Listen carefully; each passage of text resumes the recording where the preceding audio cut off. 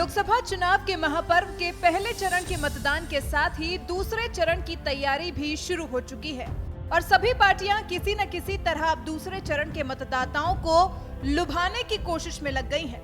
18 अप्रैल को 13 राज्यों की 97 सीटों के लिए मतदान होना है, जिसमें असम की 5, छत्तीसगढ़ की 3, जम्मू कश्मीर की 2, कर्नाटक की 14, महाराष्ट्र की 10, मणिपुर की 1, ओडिशा की 5, तमिलनाडु की 39, उत्तर प्रदेश की 8, पश्चिम बंगाल की 3, पुडुचेरी की 1 और बिहार की 5 सीटें, जिनमें किशनगंज, कटिहार, पूर्णिया, भागलपुर और बांका शामिल हैं। और अब क्योंकि दूसरे चरण की तैयारी करनी है, वोटरों में जोश भरना है, तो पीएम मोदी पहुंच गए भागलपुर और जनता को संबोधित भी किया, जहां कांग्रेस समेत पाकिस्तान और टुकड़े टुकड़े गैंग पर पीएम मोदी जमकर बरसे।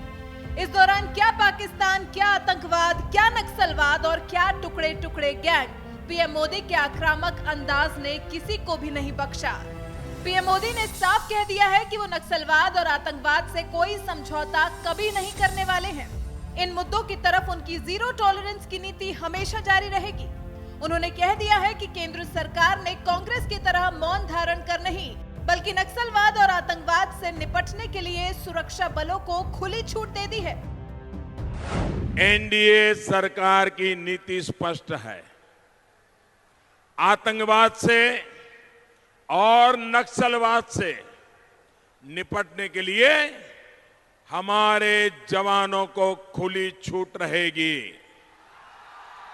फिर पीएम मोदी ने उस गैंग को भी घेरा जो भारत को टुकड़े टुकड़े करने की मंशा रखता है। देश को बांटने की मंशा रखने वालों को पीएम मोदी ने कड़ा संदेश दिया है और कह दिया है कि उनकी सरकार के सत्ता में आते ही वो टुकड़े टुकड़े गैंग के टुकड़े कर देंगे। टुकड़े टुकड़े गैंग ही टुकड़े टुकड़े होकर के बिखर जाएगी।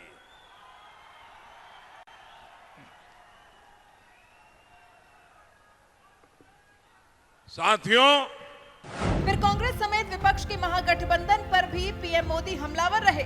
पीएम मोदी ने महागठबंधन को महामिलावट का नाम देते हुए उस पर तंज कसा। पीएम के मुताबिक ये महामिलावटी लोग देश में भ्रष्टाचार बढ़ाकर हमारे जवानों को निहत्था और असहाय बनाना चाहते हैं। पीएम ने कहा कि महामिलावटियों को मोदी के सत्ता में आने पर खुद की भ्रष्टाचार की दुकानें बंद हो जाने का डर है। पीएम ने कांग्रेस को आड़े हाथों लेते हुए चेता दिया है कि बंद हो जाएगी इनकी वंशवाद की राजनीति। इनका डर, इनकी हार, ये इनकी हताशा का सबूत है। इनका डर, इनकी छटपटाहट अस्तित्व बचाने के लिए है। उन्हें डर तो किसी और बात पर का है, लेकिन बताते कुछ और है। साथियों, मोदी जब फिर आएगा तो इनकी भ्रष्टाचार की दुकानें पूरी तरह बंद हो जाएगी। इनके वंशवादी राजनीति के दिन लद जाएंगे। रक्षा सौदों की इनकी दलाली बंद हो जाएगी। गरीबों के नाम इनकी ठगी बंद हो जाएगी। जाति धर्म की इनकी राजनीति बंद हो जाएगी। इन जमानती नेताओं की सीना जोरी भी बंद हो जाएगी।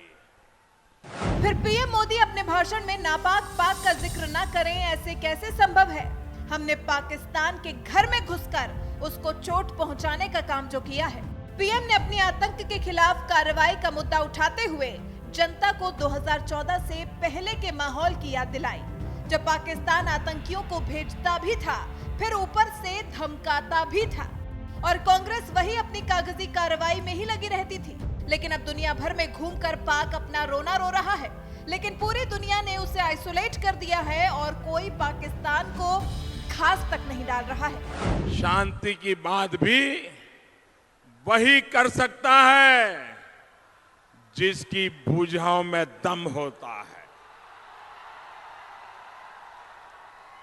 आप याद करिए, 2014 से पहले पाकिस्तान का रवैया क्या था? आतंकवादी भी पाकिस्तान भेजता था और फिर हमलों के बाद धमकियां भी पाकिस्तान देता था। कांग्रेस की अगुवाई वाली सरकार सिर्फ और सिर्फ कागजी कार्रवाई में उलझकर ही रह जाती थी।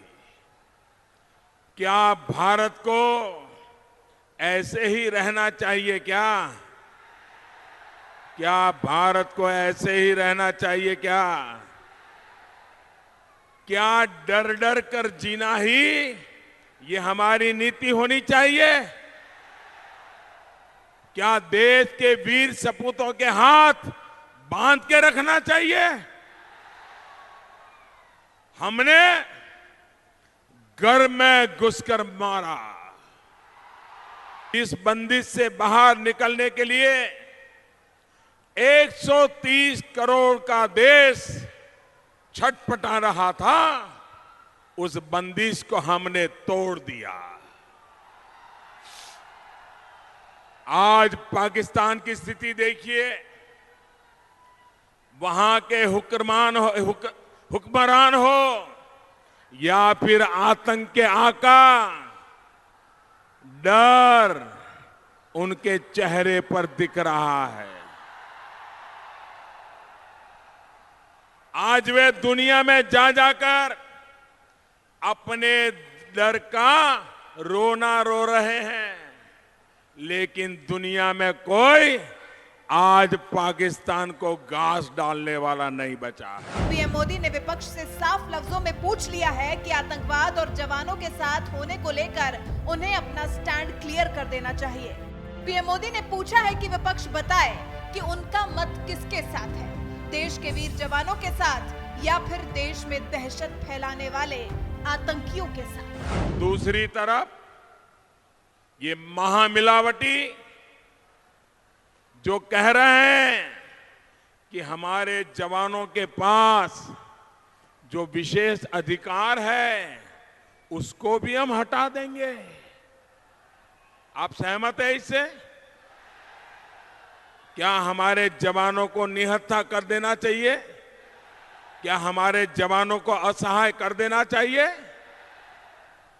इन्हें देश को जवाब देना चाहिए कि वो वीर जवानों के साथ है या आतंक फैलाने वालों के साथ है। बिहार के भागलपुर में पीएम मोदी के सख्त तेवरों से विपक्ष को सबक लेने की जरूरत है। पीएम मोदी ने अपने भाषण में उस हर एक मुद्दे को छुआ है जिस पर मोदी सरकार ने दृढ़ता से काम किया है और वो चाहती है कि जनता उन्हें एक और मौका दे, जिससे पुरानी सरकारों के गड्ढे भरने के बाद अब वो देश को ऊंचाइयों पर पहुंचाने के लिए काम कर सके।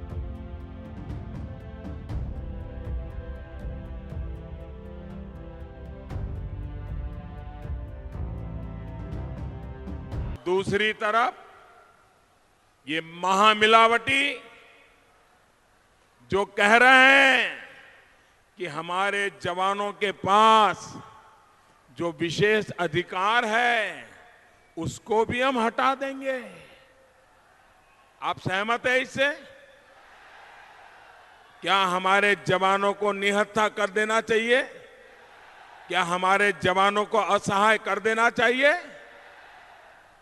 इन्हें देश को जवाब देना चाहिए कि वो वीर जवानों के साथ है या आतंक फैलाने वालों के साथ है। ये महामिलावटी लोग बिहार की जनता के पास जब वोट मांगने आए, आप इनको सवाल जरूर पूछिए कि आप देश के वीर जवानों के साथ हो कि आतंकवादियों के साथ हो? पूछोगे? हर कोई पूछेगा। भाइयों और बहनों, हम कह रहे हैं कि जम्मू कश्मीर में भी आतंक के अड्डों पर पता लगा देंगे, पाकिस्तान से पैसा लेने वाले को जेल में डालेंगे। वही कांग्रेस और उसके साथी कह रहे हैं कि पाकिस्तान की भाषा बोलने वालों से आतंकवाद खत्म करने पर बात की जाएगी।